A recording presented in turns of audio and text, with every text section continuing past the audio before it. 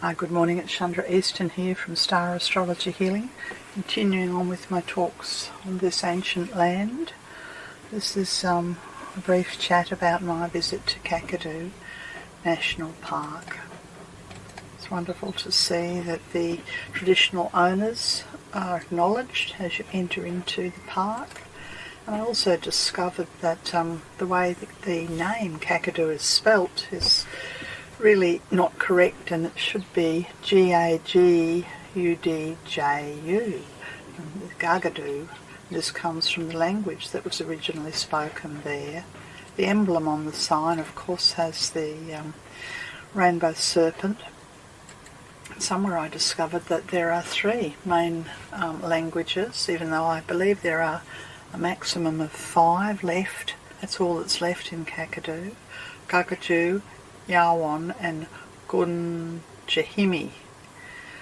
So if you meet a traditional owner, as I have met several, you will discover that they speak generally 3, 4, 5 languages, English being the 4th or the 5th. Puts us all to shame, really.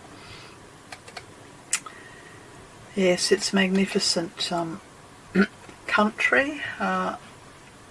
And Kakadu stretches from the Arnhem Land escarpment to the Van Diemen's Gulf. It's almost 20,000 kilometres square. That's 2 million hectares. I can't get my head around that, but I know driving it, it's an hour and a half, I would say, once you enter the park before you get to Jabiru. Maybe an hour. It's 45 minutes at least north of Jabiru, and it's a good hour and a half south. So I kind of get it by having driven it. Kakadu is Australia's largest terrestrial national park and protects 6 of the major habitats, Australia's top end, including the majority of the mighty South Alligator River's catchment. I think one of my earlier talks was on the East Alligator River, where I was amazed and astounded by the Arnhem escarpment. The symbology always has the rainbow serpent, but frogs and barramundi and the ever-present crocodile and snakes. I based myself in Jabiru, which I think has been for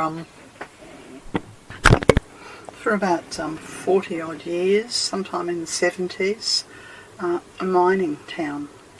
And of course that's minor in the scheme of things, considering the indigenous owners who've been here for tens of thousands of years. But for the last 45 or so years, the Australian government, Northern Territory government, have been mining in this area, and it's been it was very contentious in the 70s. It's uranium mining. Well, the traditional owners tell me that it's been closed down now, and very pleased they are about this. But of course it leaves the town and the people who live in Jabiru looking to transition to new industry. Tourism's a big part of the industry. You can see from this map here how large Arnhem Land is, and on my travel down the East Alligator River, I just had a little bit of time in West Arnhem Land, but how enormous it is, and the roads to get into Arnhem Land are well, they're 4-wheel drive country. Yes, so Jabiru is sitting there in the northeast part of Kakadu. I based myself at the Kakadu Lodge, which is a bit of a oasis in the midst of this country, and went out to have a look.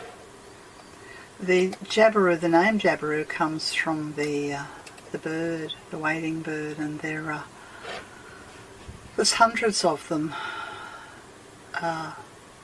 around all the waterways of the area. One of the first places that I went to was down to a place that's known as Nalangi Rock, And yet I discovered very quickly, I'd gone down there to see the sunset, but I discovered very quickly that the actual name is Burongoi, and that the lower area, the billabong around it, is called An Bang Bang, or An Bang Bang. Yes, and that the owners talk about, there's some teachings here from Violet Lawson from the Murrumboo clan, and she says that this is a place where people sheltered from the rain during the monsoon, a place where they came to make tools, tell stories, do string games, cook tucker, go hunting along the river for yams, kangaroos, sugar bag, waiting there until the dry season came. And they still cook sangoana on the coals of the open fires there. It's very sad also to read about the fact that there are no current landowners of people who would speak for this rock left. They've all passed away, and therefore it's their neighbouring Warramal clan who now speak for them, and the neighbouring clans. Somewhere I came upon this little, I think it might have been at the Rock, this sort of discussion about the Indigenous way of relating to country. It says that people talk about country in the same way they talk about a person. They speak to country, they sing to country, visit country, worry about country, feel sorry for country, long for country. People say that country knows, hears, smells, takes notice, takes care, and is sorry or happy. Country is a living entity with a yesterday, today and a tomorrow. And this fits very much with my understanding of the sacredness of earth, and certainly the more I travel this ancient land, the more I'm entering into this way of being with country. So I'd come here to watch the sunset on this incredibly beautiful mountain. I decided to leave the walk until another day because it was quite late in the day. It rises up from the plain. As I said, it feels a bit like part of the Arnhem Escarpment that stepped down. The sunset on the rock's magnificent. The rock is awe-inspiring, beautiful. And I think it was the next day I came back to have a look at the An Bang Bang gallery and the sacred rock art, and to walk up to the lookout. All over this rock there's art, but the main gallery is the one that has the teaching around sexual relationships, and it's really just about, as they say, it's kind of a hunting story, but it's to do with what happens if people break the laws associated with their skin group. And this is basically to remind people that intermarriage with people in their own, outside of their own, well, what would I know about it, but intermarriage too close within the family is prohibited. And the art here in the teaching is about a couple who broke this law and were punished as a result of it. And the man who broke the law has now become Kinga, that's the saltwater crocodile, and the woman's become the rainbow serpent. And this law is, well, it's, what's the word you'd say, it's watched over by Lightning Man. Lightning Man's a very strong figure in this district. You could say that it has a leadership, a rulership, a power, influence, as I've been able to discover.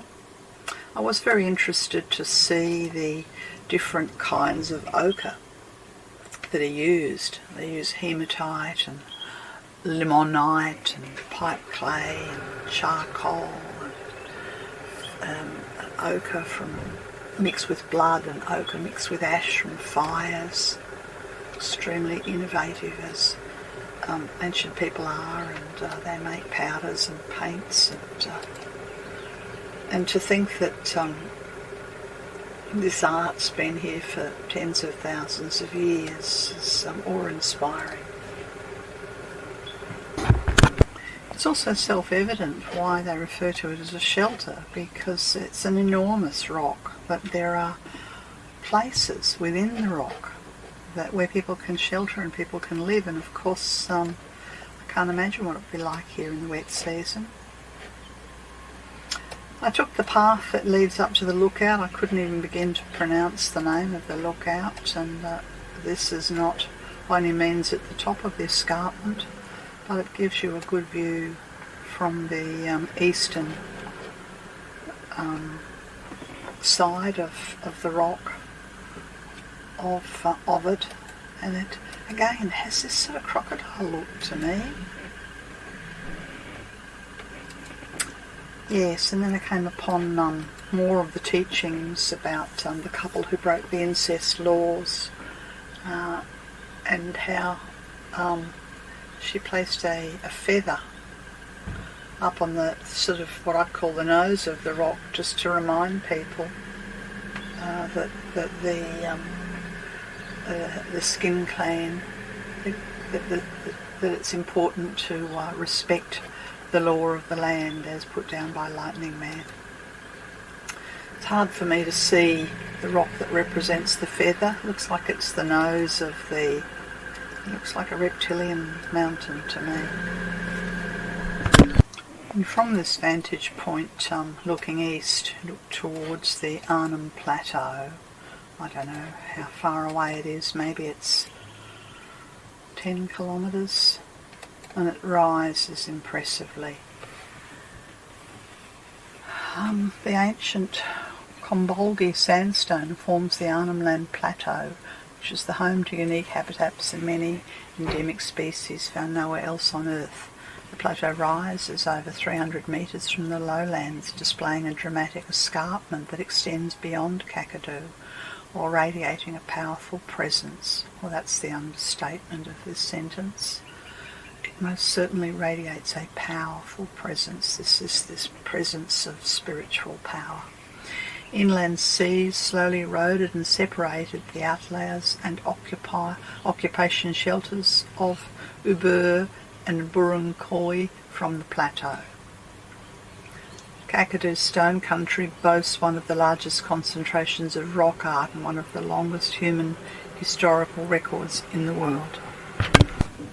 We're advised to explore the Jim Jim or the Twin Falls, Majuk, Gunlom, Ubur, Buruncoy, a couple of other places. Unfortunately, because of sorry business and because of a very big wet season, many of these places were closed and I was not able to.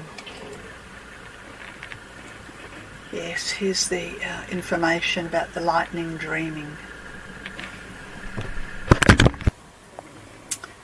The lightning dreaming, and I know I read somewhere else, I think it's this incredible Indigenous art gallery where unfortunately I was not able to take any photographs, that explains the travelling of Lightning Man from the ocean.